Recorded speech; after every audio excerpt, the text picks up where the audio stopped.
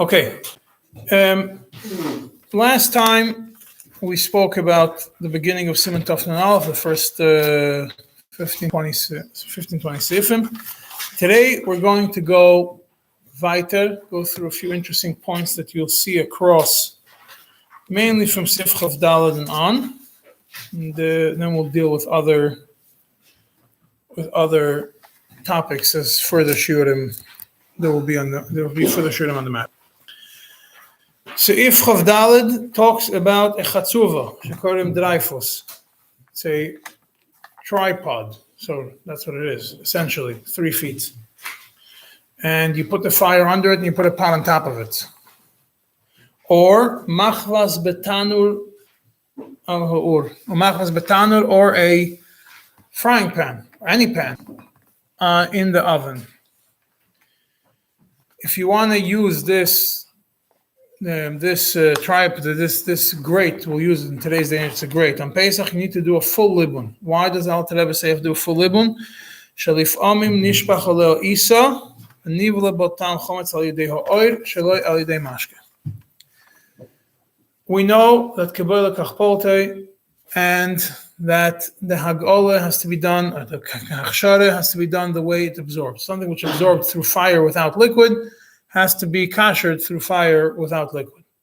Now you put a pot of noodles on the fire, the chametz that is absorbed, l'chayra, on the grate, there's no real chametz being absorbed because going through the pot, there's nothing there. And even if water overflows, it's liquid. It's not ala eish. What are we talking about over here? Something solid falls.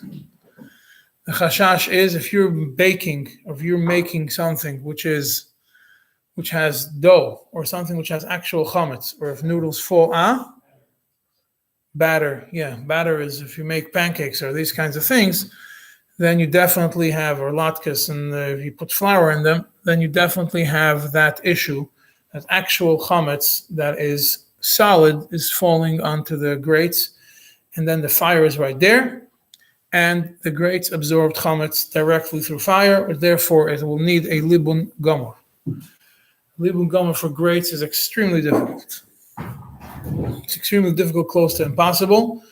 One of the ways of doing it, if you have gas grates, is, well, obviously you first have to clean under the grates, pick up the cover, make sure you clean all the chametz out of that.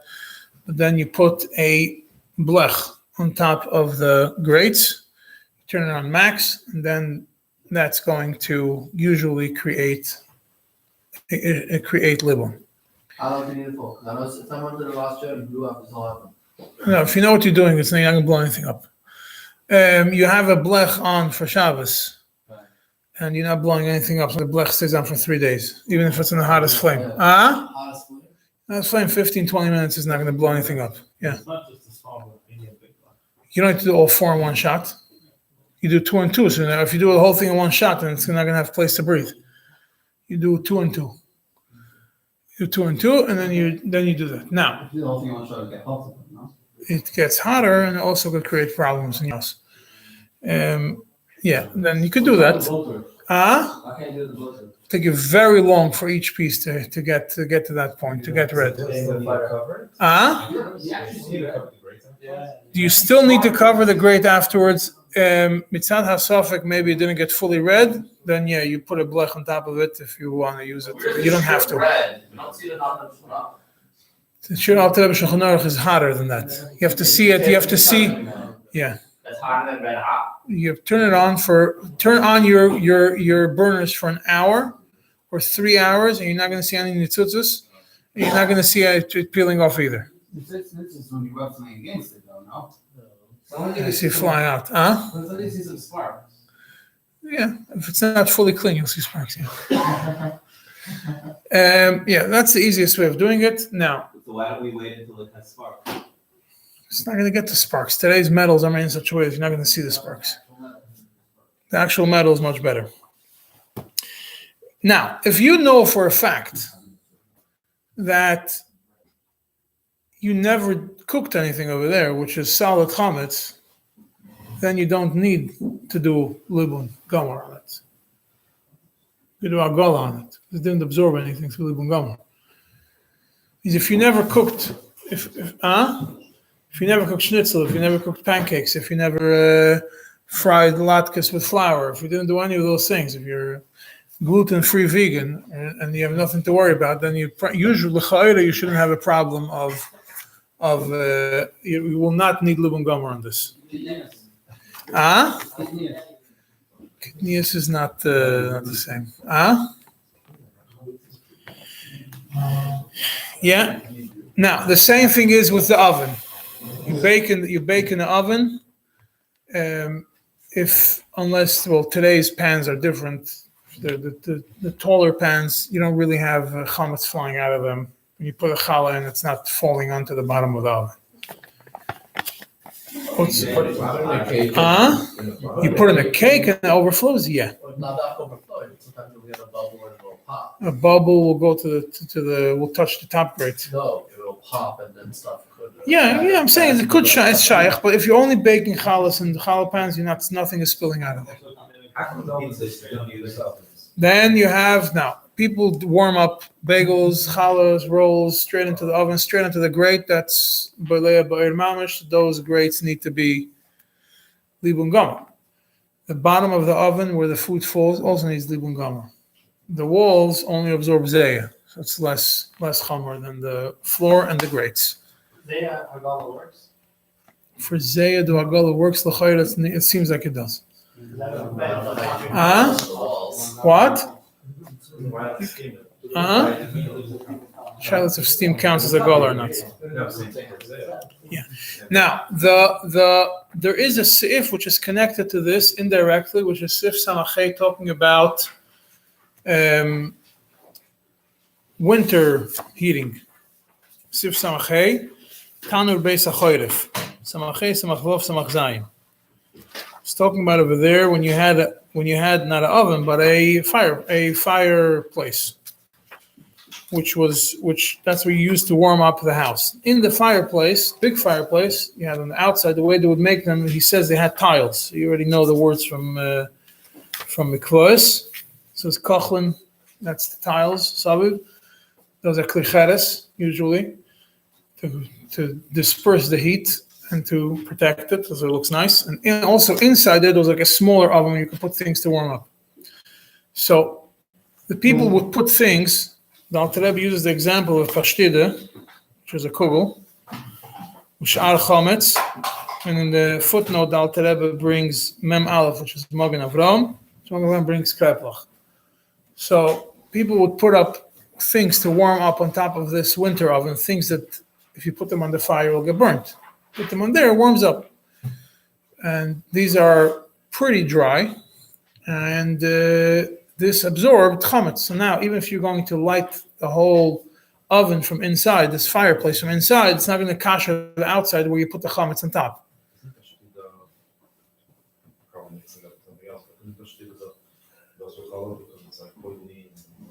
It's oily still, but it's mostly dry.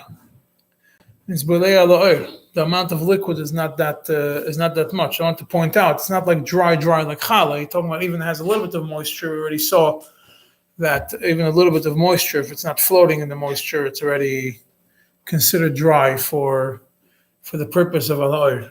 Tefech, yeah.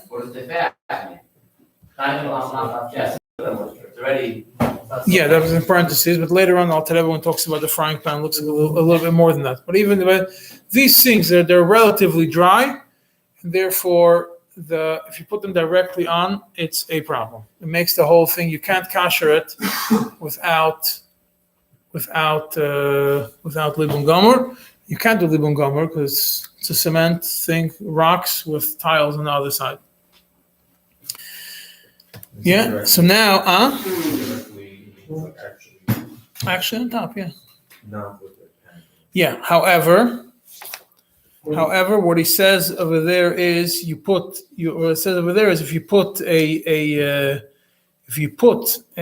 something on top of it, you put a blech on top of it, then you put on top. What you do is you put a maniach al chasichas barzel. It means you put a blech, and on top of the blech you put the food. Then it's not a problem. And this blech is a blech you're not using on Pesach. That's what it says. It's something which is just made for this purpose. It's a protection for the oven. So you see, probably the same thing will apply also in the grates. If you put a blech on top of it, you don't have a problem. So should it be wet under or something? Wet under what? Why can't you use it for Pesach? What? The blood. If liquid gets in between, it's a problem. You say it should just be there the whole time. Yeah. Can you use the fancy blech? No, you can't use the chametzik blech. It says it doesn't seem like it's Would that be basically the exact same? the whole thing. The chametzik blech absorbs chametz also. This is the mark of the ancient insert that they put in the oven. Probably. That's what it says. But in the oven, it doesn't work. It tells you it's on top of the oven. No, the insert would be around the. He said that if you cover all. If you cover the whole thing, yeah, that's the idea. That's the idea. They would take out the grates and the inside of the shell. Yeah, put a box. Yeah. You can't kasher with a fancy blech? What? The whole stuff. You kasher the blech first. Why doesn't kashering the thing like that kasher the blech as well? You have to turn over the blech. Kasher both sides of the blech. Unless you remember which side always gets Isn't it very compulsory? From what? You have the same problem. If it absorbs from the one side and you kasher the other side, it doesn't help you. Yeah, but it absorbs with the fire on the bottom. Yeah, but you remember each time which side you put the blech on? Sometimes on one side. Some blechs you could use. Some, but the ones that have Yeah. the things, you know which way it goes. Yeah. And then can you do that? Then the chayre should be kasher. That should be fine. Yeah. Okay. Now Why was there such even self-clean? we don't. Yeah, because that's today. It's a minhag which doesn't really have a. It's not written, but the minhag is that try to avoid as many things that you can from using things that touch mamash chametz. You try not to use on Pesach, even if you kasher it. Even self-clean. Self-clean people do use. Yeah. Now inside the oven, inside this oven, we say because of the shaila of zeya, so that that putting a blech on the bottom doesn't help. But if it's fully surrounded, then it's not a problem. Yeah. About self-clean ovens. You have it's usually, I don't know what's it made of. The door, is it glass or no? Yes. So the doors should be covered. You should cover the inside of the door if it's glass after the self-clean. If you're not if you're not kashering glass, then just cover the inside of the glass door of the oven also. Self-clean is libun gomer. Depends on self-clean. Today you get steam self-clean, which is agola, not libun gomer. Suffolk agola, because it's steam. Okay, now let's go back to Sif Chafei, which starts discussing Klirishin, Klisheni. Well, Klirishin we already know, because we learned that before. But now we're going to go into Klisheni. Well, Irimi Klirishin, Klisheni, Irimi Klisheni. That is the 10 Sifim from Chafei through Lamed Daled. So we have a few interesting Yisaitis over here. Something which absorbed from a klirishin, which means the way it was cooked, is a pot that was cooked in a klirishin, needs to have a klirishin, needs to be kashered in a klirishin al ha'esh, the same way that it was originally done. What's considered a klirishin? We already know, we saw it previously in Seif Yudalid, that if it was boiled on the fire and it was taken off the fire and it's still boiling, it's still considered a klirishin. Now Alter Rebbe right away says over here that this is, even though in other Isurim we are machmir that the klirishin has to be klirishin al eish mamash and it was taken off, even if it's bubbling, it's not considered a klirishin. By chametz you could rely on it that that's if it's a klirishin which is taken off the fire, it's still bubbling, it's considered still a klirishin for kashering. That is, let's say, the simplest one from them. Now, then you have something which is an irui miklirishin. Irui miklirishin means it's a bowl that you poured, or a pot that you poured into it straight from a klirishin. You have we'll use one of the simplest examples that you could think of a irui miklirishin is a pasta strainer. If you have a metal pasta strainer, it's straight up irui miklirishin. Out of the bush, the pasta. When it's being poured, it's with water. Afterwards, it becomes davar gush. You have a shiloh, yeah. You have a shiloh. The liquid is that. So that will be the actual pasta. The question is if it cools down, if it's davar gush, it's a shiloh. You're right. It's you pour soup. There's no iri, doesn't help anything. You're right. No, saying if you have even past that, yeah. The sheni is still the same thing, yeah. So you poured soup from one pot into another pot. That's the iri miklirishin. Now it's in the second, so it absorbed chametz through iri miklirishin. The way it needs to be kashered is through iri miklirishin. Yeah, the way it should be kashered, it should be done through iri miklirishin. And why is that? And even though sometimes it is used as a klirishin, you go through, there's a general machlekes going through, machlekes 2 days, whether we go after Rev Tashmishay or we're chayshish for not Rev Tashmishay. So, according to Rev Tashmishay, being that this was usually used only through Irui, so Irui is enough. And if it was done, being that sometimes it might have been used directly klirishin, then it, according to some opinions, you should do mamash klirishin hagola in it, not just the iri miklirishin, and you should do mamash hagola, full-fledged hagola on it. Never Al says it's better to be mach. The same thing we're going to see later when we're talking about something which absorbed through a klisheni. It's the same problem. You stick the spoon in, it's a klisheni. Since sometimes you put the spoon into a pot which is a klirishin, so it's better to do it. That way. But a big pot, yeah, being that you're not able to stick it into klirishin, what you do is you take a hot rock, have a melubin, and you pour the water on top of it, and you move it around. Says you can have a melubin, and you pour it, and that's considered a klirishin because the even melubin, which was warmed on the fire, makes the water inside of it bubble. How will it work with the iron? Pour the water on the iron? No, you put the iron on top of the water. You can't pour the water on the iron because then you'll end up in a place that's not such a good place.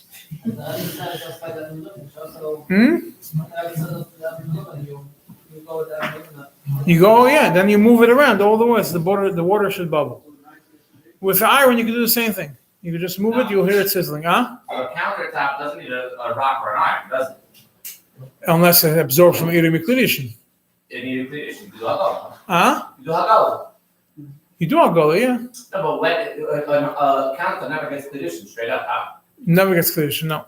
But it gets iri miklirishin. Gets a gush. It's iri miklirishin, it gets davar gush, which is mamash klirishin. So you have to do it. So you do it with iron or even melubin on the counter. Yeah. Then there's an interesting discussion that Alter Rebbe brings regarding. We don't have enough time to do it. It will be Mamshech tomorrow, Mitzvah Hashem, about which is negat Yeridea, which is also negat to the din of the ladle. You see what the Alter Rebbe is discussing about the sticking into when you if it's considered iri miklirishin, if you put a kli into the klirishin, is it enough if the water bubbles in the klirishin? Does it have to wait a long time, or could it be just scoop it out of there and pour it up? We'll be mamshich tomorrow, Mitzvah Hashem.